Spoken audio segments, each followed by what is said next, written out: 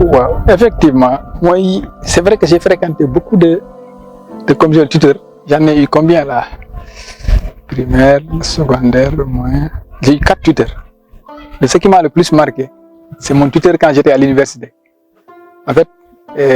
lui, sa religion, c'est le christianisme. Moi, j'étais musulman. C'est la première fois que vraiment, j'en profite d'abord pour le remercier. Parce que lui, c'est mon père maintenant. Ce n'est plus un tuteur. Voilà, c'est mon père. Ce qui m'a marqué, moi, pour la première fois, ma egg sama papa bu may dem mu ne ma fi ngay dem kooku chrétien la et tout ça yow musulman nga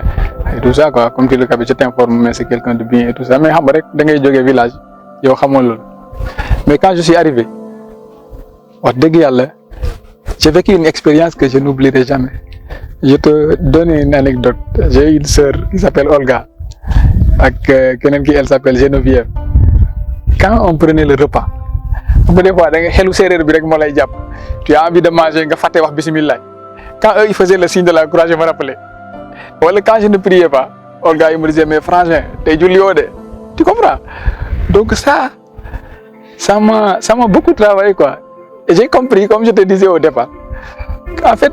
peut-être que par là xam nga man lépp li ma dund ci àdduna moi je me dis que c'est Dieu qui me donne un exemple ou qui me parle xam nga yàlla du wax ak nit directement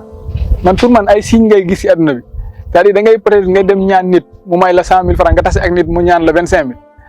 tu comprends pas quoi peut-être que Dieu est en train de te dire dem nga ñu may la fale nit ñaan na la may ko tu comprends en fait yàlla buy wax ak yow peut-être pour man il te parle pas directement il fait des choses tu comprends donc pour man là-bas Dieu a voulu me montrer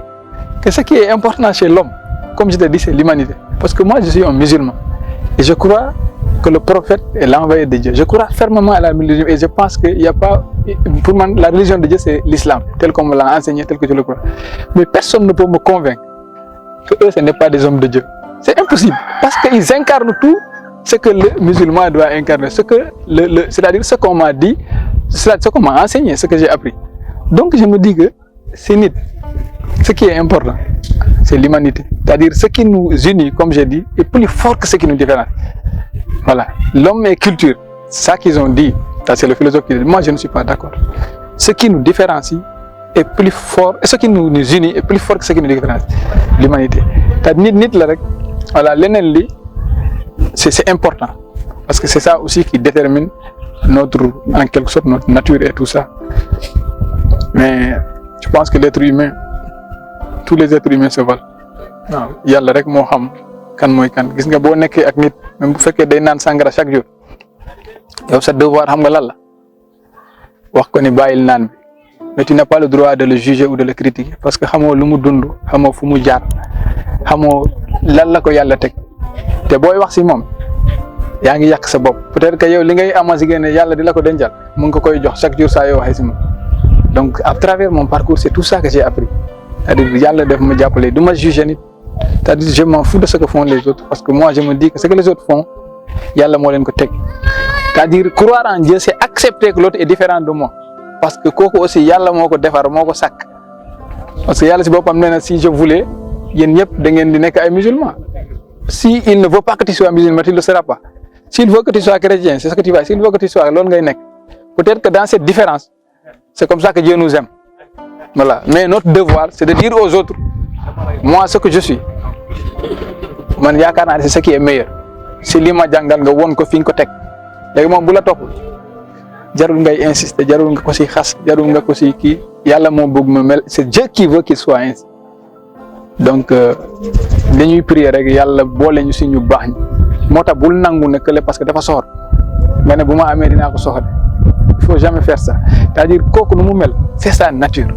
toi tu as ta nature da ngay sant yàlla yàlla def la ku baax que aussi bu ko yàlla defee ku bon yàlla na ñaanal ko yàlla soppi ko mais il faut jamais topp nit parce que moom dafa soxor si yow et tout ça non ça c'est l'œuvre de Dieu toi aussi tu es un œuvre de Dieu prie à ce que Dieu fasse de lui à ton image si tu es quelqu'un de bien parce que on ne pense que être de bien parce que moi je ne suis pas aussi bien yàlla moo xam ku baax damay jéem rek nekk ku baax mooy si lu yàlla santaane loolu yàlla rek moo xam ku baax wax dëgg yàlla voilà ça c'était important vraiment je en profite mon tuteur mon père mooy Aristide Aimé Kayosi maa ngi koy nuyu di ko remercier j'ai jamais eu l'occasion de le remercier il ne sait pas combien de fois je suis satisfait de lui. Wallahi, def ma doomam et tout ça. Et à travers lui, et j'ai appris ce que c'est qu'être chrétien. Je connais les chrétiens maintenant. Parce que man, bu ma jugé chrétien, moi aussi, moom laa ko jugé. Moo tax man du ma jugé di kenn. Wax dëgg yàlla maa ngi koy remercier bu baax. Il habite à Baobab. Et merci beaucoup vraiment jërëjëf.